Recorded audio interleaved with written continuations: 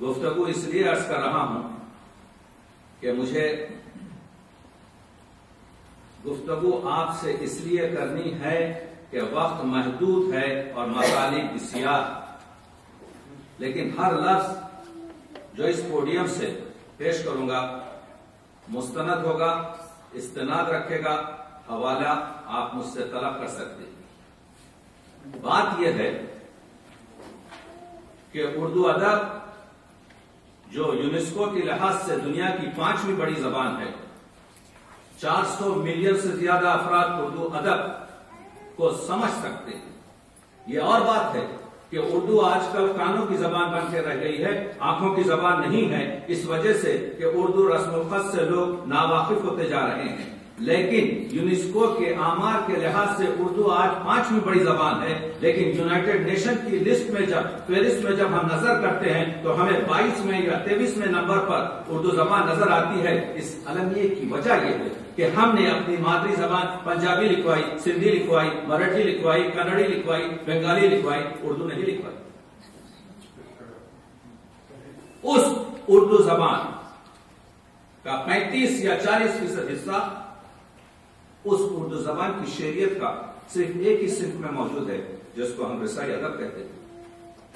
عطا ہو کے ربائی، نوحہ ہو کے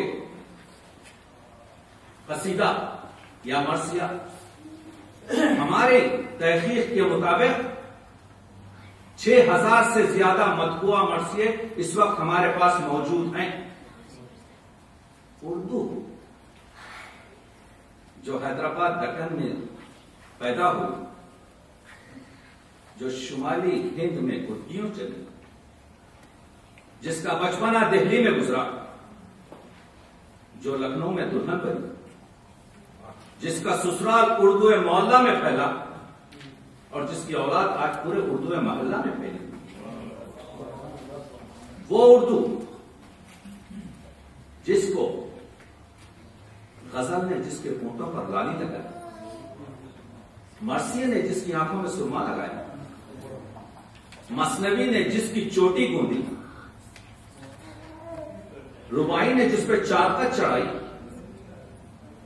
وہ اردو 500 سال تک دربار میں جا نہیں سکی، اس وجہ سے کہ اردو کی سوگن فارسی اپنی جگہ پر بیٹھی ہوئی، لیکن اردو تھی جوان، اردو تھی حسین، اردو تھی چنچل، اردو تھی باشکو۔ اس نے جب اپنے گیسو پھیلائے تو اور بھی خوشنما نظر آنے لگے۔ ادھر شاہ ظفر اس کے اسیر ہوئے، اردو کا سب سے پہلا صاحب دیوان شاعر محمد قلی قطب شاہ اس کی زلفوں میں پھنسا، پیا واجد علی شاہ اس کے عاشق بنے۔ تو اردو ایک ملی جلی تہذیب کا نام ہے، ایک گنگا جمنی تہذیب کا نام ہے۔ اسے میر انیس نے کلمہ پڑھایا، اسے گلکرسٹ نے مسیحیت سکھائی، اسے چکبس نارائن نے رامائن پڑھائی، اسے بیدی نے گرو صاحب کی کتاب سکھائی۔ تو یہ ایک ملی جلی زبان جس کا تعلق تمام افراد سے، ابھی گفتگو میں اس طرف اشارہ کیا گیا کہ یہ کسی فرقے کی زبان نہیں۔ اگر یہ کسی فرقے سے تعلق رکھتی تو اگر اس فرقے کا مولوی یہاں ہوتا تو اس حال میں آپ کو بیٹھنے کی جگہ نہیں ملتی۔ اور جو لوگ اس کو کسی فرقے سے بنتے ہیں یا منسوب کرتے ہیں، ان سے میرا سوال یہ ہے کہ انصاف سے اگر دیکھا جائے تو اردو مرثیے پر جتنا کام ہوا ہے، زیادہ تر کام مسلمانوں کے ان فرقوں نے کیا جس سے اس فرقے کو اور اس مسئلے کو جوڑا جاتا ہے۔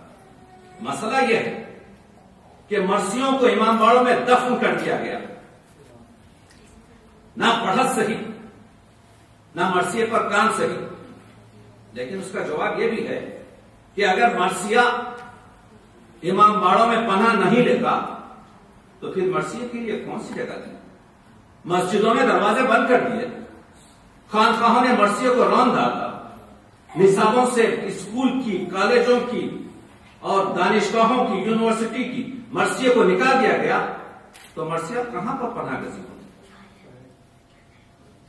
مرثیے کو تو ایک جگہ رہنا تھا۔ مرثیے کی تاریخ بہت پرانی ہے۔ اگر ہم بر صغیر میں پہلا مرثیہ دیکھیں تو وہ دکنی زبان میں آپ کو ملے گا 909 ہجری کا، 9 سرحا۔ یہ پہلی کتاب ہے 520 سال پرانی جو مثنوی کی شکل میں کربلا کے واقعے پر لکھی گئی ہے۔ اس کا نام ہے 9 سرحا۔ 9 سرحا شیخ اشرف کی کتاب۔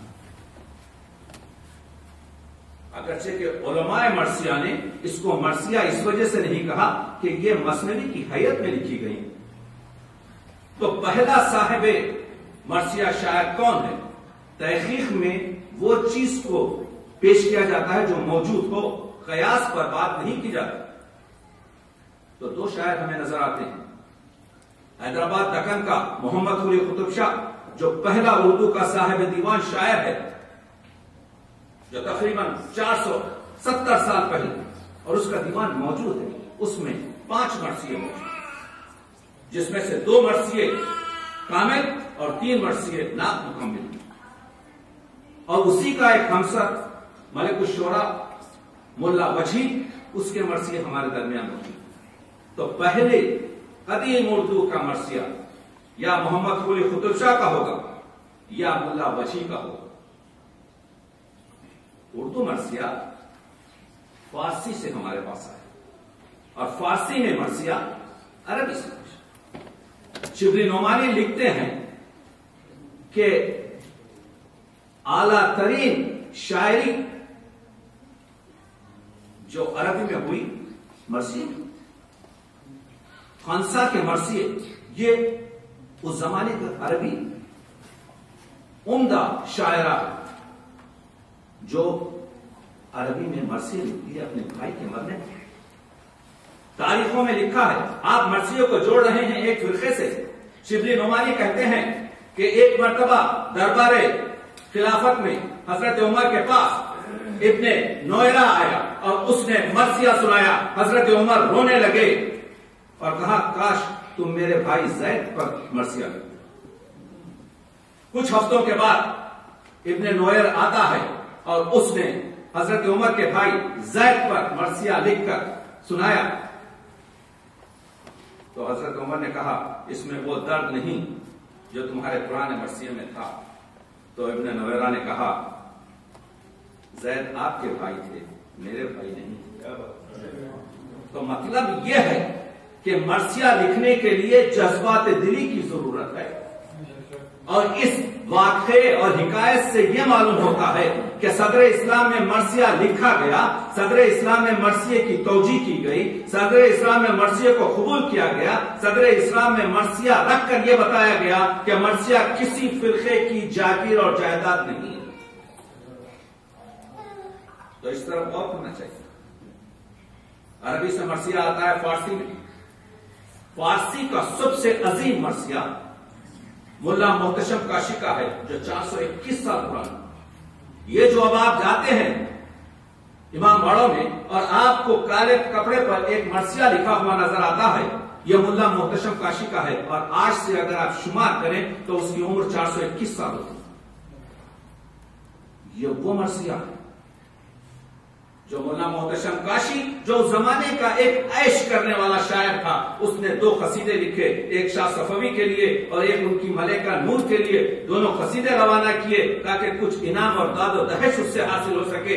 جواب میں یہ آیا کہ تم نے جو قصیدے لکھے ہیں، یہ تم نے اس میں بہت زیادہ مبالغے سے کام لیا ہے، اس وجہ سے ہم یہ قصیدے قبول نہیں کرتے۔ محمد اور آل محمد کی شان میں کہو، جو کچھ بھی کہو گے ان کے مراتب تک نہیں پہنچ سکے گا، تمہیں دین دیا جائے گا، تمہیں دنیا دی جائے گا۔ دیکھا آپ نے کہ ایک شاہی مزاج نے شاعر کے مزاج کو بدلا، اور ملا محتشم کاشی نے وہ 12 بند جو ہر بند میں 8-6 ہیں، یعنی 6-9 اشعار کا وہ مرثیہ لکھا جو آج 421 سال رہنے پر بھی آپ جیسے ہی ریڈیو کھولیں گے کسی بھی فارسی زبان کا، آپ کو وہ مرثیہ سنے آئے گا۔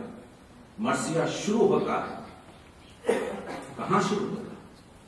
مرثیہ شروع ہوتا ہے کہ علی کی بیٹی زینب مظلوم جب اپنے بھائی کا جنازہ خون اور خاک میں غلطاں دیکھتی ہے اور اونٹ پر جب اسیر اور قیدی بنا کر لے جائی جاتی ہے تو اسی طرف روضہ نبی کی طرف رجوع ہو کے کہتی ہے کہ نانا کیا یہ تیرا حسین ہے؟ یہ مرثیے کا مطلب یہ ہے 12 بند محتشم کش 421 سال گزرنے پر بھی آج پوری دنیا میں انقلاب کی طرح الفاظ کا دھارا ہے، لفظوں کی کشش ہے، جذبات نگاری ہے، محبت ہے، ہر چیز اس مرثیے میں ہے۔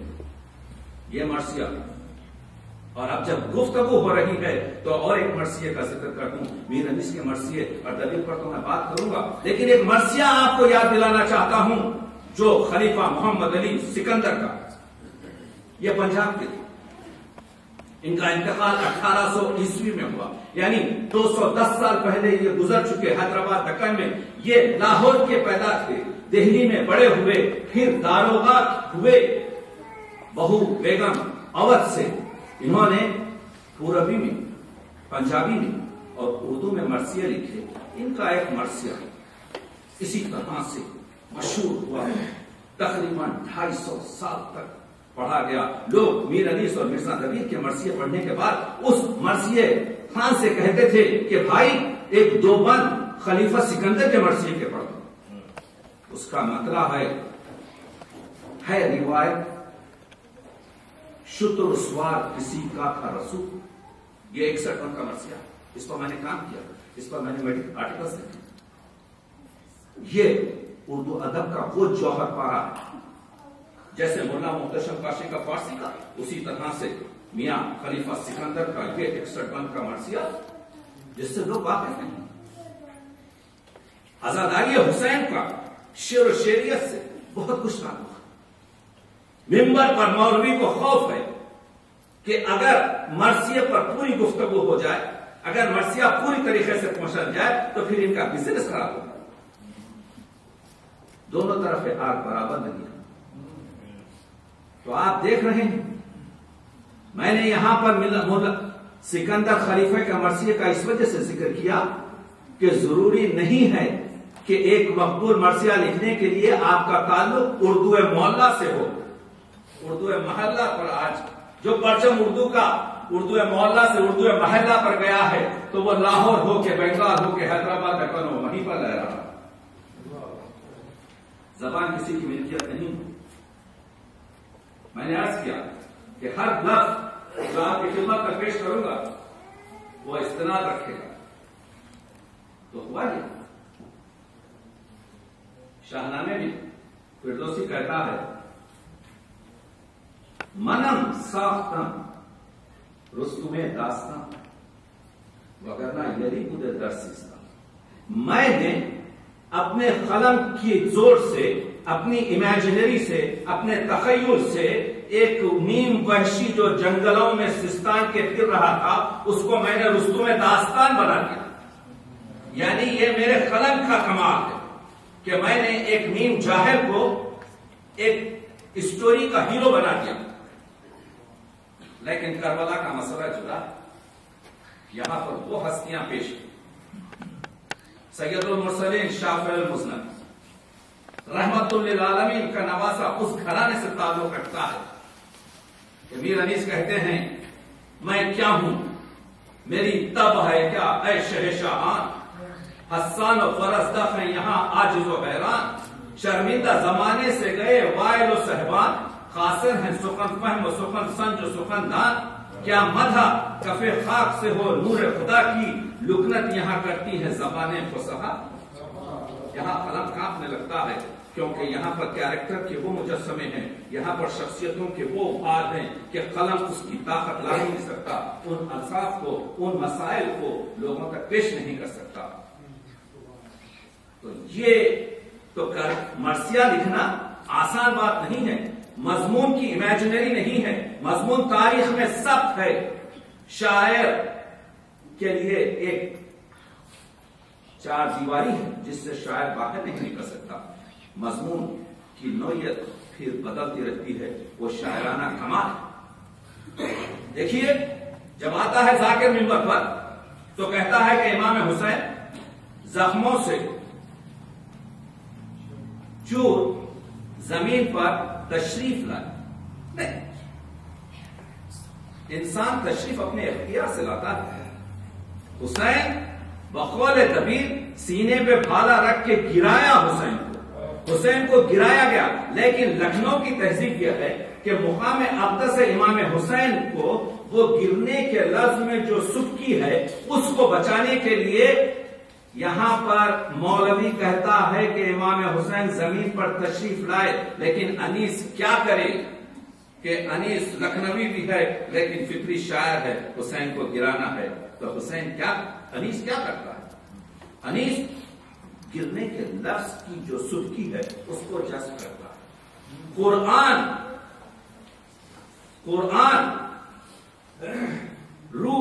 قرآن رہلے زی سے سرے فرش گر پڑا، قرآن رہلے زی سے سرے فرش گر پڑا، دیوار کعبہ بیٹھ گئی عرش گر پڑا۔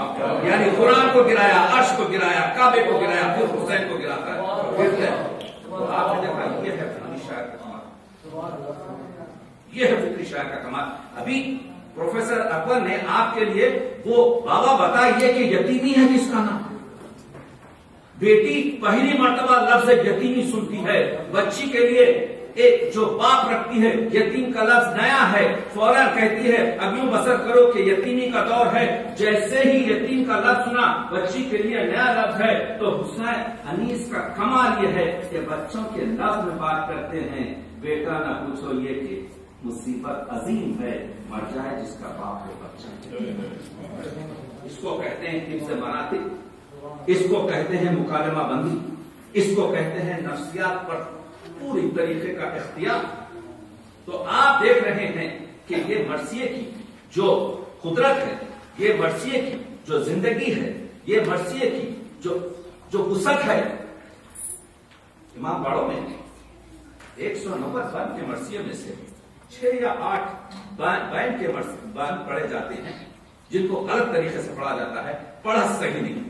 میں نے ایک مرثیے کا تجزیہ وہ 800 صفحات میں کیا ہے، 800 صفحات میں ایک مرثیے کا تجزیہ میں نے کیا ہے اور یہ بتانے کی کوشش کی ہے کہ میر انیس کے ایک مرثیے میں وہ دم ہے کہ اردو ادب میں تشبیہات کی جو 42 قسمیں ہیں ان تمام کی مثال میں نے ایک مرثیے سے پیش کی۔ بات یہ ہے کہ مرثیے کو اردو ادب کی ضرورت نہیں ہے، اردو ادب کو مرثیے کی ضرورت ہے۔ مرثیہ محتاج نہیں ہے۔ میر انیس مرثیہ یعنی کیا؟ ابھی جیسا ڈاکٹر صاحب نے کہا، مرثیہ یعنی بقول معروف انیس اور دبیر وہ عروجی دور کے آفتاب اور مہتاب۔ ہمارے ایک اندازے کے مطابق ہر سال 18 سے 20 ہزار مقامات پر میر انیس کا کم از کم ایک شعر اور زیادہ سے زیادہ 3 مرثیے پڑھے جاتے ہیں۔ تو جس شاعر کے ہر سال 20,000 مقام پر اشعار پڑھے جائیں، یہاں پر دن ہو تو مرثیہ ہو رہا ہے، اسی وقت پاکستان میں شب ہو تو مرثیہ ہو رہا ہے۔ تو جس کی شاعری کا سورج کبھی غروب نہیں ہوتا اس کو آپ کی ضرورت نہیں ہوتی۔ ہم کو اردو ادب کو ضرورت ہے کہ ہم اس کے محاورے دیکھیں، اردو ادب کی ضرورت ہے کہ ہم اس سے اپنے اخلاق کو صاف کریں۔ مقدمے شعر و شاعری میں حالی کہتے ہیں کہ اردو شاعری عفونت میں سنڈاس سے بدتر ہے۔ یہ تو صرف مرثیہ تھا جس نے اردو ادب کو وہ پاکیزگی عطا کی کہ ہر لفظ طہارت سے، ہر لفظ تسنیم و کوثر سے دھل کر آپ کے سامنے پیش ہوا۔ آپ کی غزل میں کیا رکھا ہے؟ ادھر میر تقی میر کہتے ہیں کہ تم اپنی چما چاٹی کی شاعری میں مصروف رہو اور خود اپنی غزل کو عطار کے لونڈے سے دوا لیتے ہیں، لفظ لونڈا لا کر اپنی حریت کو خراب کرتے ہیں، اپنی حرمت غزل کو مجروح کرتے ہیں۔ مگر کیا شک ہے کہ ایک مرثیے میں چیلنج کرتا ہوں کیونکہ میں ایک ادنا سا طالب علم ہوں، دن رات گزارتا ہوں مرثیے، گفتگو عرض کر چکا ہوں، ہر لفظ میرا یہاں پر ویڈیو ہو رہا ہے۔ آپ سب کو یہ کہ ایک مصرع کسی کے مرثیے میں بتا دیجیے جو دل آزاری کرتا ہو کسی دوسرے فریق کے لیے۔ ایک مصرع بتا دیجئے کہ جس میں ایک ایسا غیر مہذب لفظ استعمال کیا گیا ہو جو آپ اپنی ماں بہنوں کے سامنے نہ پڑھ سکیں۔ کردار سازی ہے، اخلاق سازی ہے، جوان مردی ہے، صرف رونا رلانا نہیں ہے، بلکہ یہ بتانا ہے کہ وقت آ جائے جب انصاف پر تو گردن کے معاملے کرنے میں کبھی پیچھے مت ہے۔ امام حسین پر آپ کو شاید تعجب ہوگا یہ سن کر کہ گارسن دتاسی جو متشرح تھا اس نے مسکین کے مرثیوں کا ترجمہ کر کر پیرس میں 1840 میں شائع کیا۔ ایڈنبرا کی یونیورسٹی میں، جس کی میں گھر چھان مانتا ہوں، وہاں پر آپ کو کئی مرثیے ملیں گے جن کا انگریزی میں اس زمانے کے انگریزی شعراء نے ترجمہ کیا۔ عرض کر چکا ہوں 6 سے 7 ہزار مرثیے ہمارے درمیان موجود ہیں، شاید 1500 کے قریب غیر مکتوبہ مرثیے ہمارے پاس ہیں۔ مرثیے کی قدرت سے، مرثیے کی جو قوت ہے اس سے استفادہ کرنا چاہیے، اس وجہ سے کہ ادب کا تعلق کسی خاص مذہب سے یا ادب کا تعلق کسی فرقے سے نہیں ہوتا، بلکہ ادب کا تعلق ہر ایک مؤدب اور ادبدار شخص سے ہوتا ہے، ایک شخصیت سے ہوتا ہے۔ 1927 میں جب گاندھی جی سے انٹرویو لیا گیا اور پوچھا گیا کہ یہ نان وائلنس اہنسا کیا ہے، تو گاندھی نے اس کا جواب بڑے عجیب طریقے سے دیا، جو بایوگرافی آف گاندھی میں لکھا کہ مائی مینٹر واز حسین۔ تو وہ انگریز سمجھ رہا ہے حسین کوئی شخصیت کا نام ہے، پوچھ رہا ہے ہو از دس حسین، تو کہتا ہے the grandson of the grand prophet Muhammad, he is the my master. میں نے حق پر رہ کر باطل کے سامنے سر نہ جھکانا، میں نے حسین سے یاد کیا۔ دنیا یہ چیزوں کو پیش کیوں نہیں کرتی؟ ہم صرف یہ کہہ دیں کہ شیکسپیئر کی تعریف کر لیں، بھائی نامی رئیس شیکسپیئر ہیں، نامی رئیس ورجل ہیں، نامی رئیس میر انیس، لیکن یہ بھی میں آپ کو بتاؤں کہ عالمی ادب پر اگر آپ نگاہ ڈالیں تو آپ کو جو یہ رزمیہ نظمیں ہیں، جیسے تلسی داس کی بھاشا میں رامائن، جیسے والمیک کی سنسکرت میں مہابھارت، جیسے فردوسی کا شاہنامہ فارسی میں، جیسے ڈانچے کی ڈیوائن کامیڈی، جیسے ہومر کی اینیٹ، جیسے ورجل کی ایلیٹ، یہ پوری جو چیزیں میں آپ کے سامنے بیان کر رہا ہوں یہ عمدہ ترین رزمیہ یعنی جنگ اور جدل کی داستانیں ہیں جن کو منظوم اور نظم کیا گیا۔ اگر اردو ادب میں مرثیہ نہ ہوتا تو اردو ادب کی صنف سے بالکل بے بہری رہتی۔ یہ تو مرثیہ کا کمال ہے کہ جس میں گھوڑے کے بارے میں، جس میں تلوار کے بارے میں، جس میں لڑائی کے بارے میں، جس میں رجس کے بارے میں، کیونکہ مرثیے کے جو 8 جز ہیں جس کو میر ضمیر نے، دیکھیے مرثیہ جب شروع ہوا تو مرثیہ مثنوی کی شکل میں لکھا گیا، اس کے بعد مرثیہ سے مصرے کی شکل میں لکھا گیا، اس کے بعد مرثیہ چومصرے کی شکل میں لکھا گیا، اس کے بعد مرثیہ مخمس ترجیح بند اور ترکیب بند میں لکھا گیا، لیکن جب میر ضمیر کے پاس پہنچا، یہ لغوی دور ہے، ابتدائی دور کی میں بات نہیں کر رہا ہوں، وقت نہیں ہے، ورنہ میں آپ کو سنا تھا ہسٹری آف مرثیہ، ہسٹری آف مرثیہ آپ کو میں سنا تھا کہ نوسرہار سے شروع ہو کر بیچ میں کربل کتھا آتی ہے جو اگین آپ کے فضلی کی کتاب ہے، ان کے درمیان 280 سال کا جو وقت گزرا ہے اس میں مرثیہ نے جو ترقی کی، جو ارتقا بنتا، اس پر میں بات نہیں کروں، اشاروں میں گفتگو ہو رہی ہے کیونکہ وقت کم ہے۔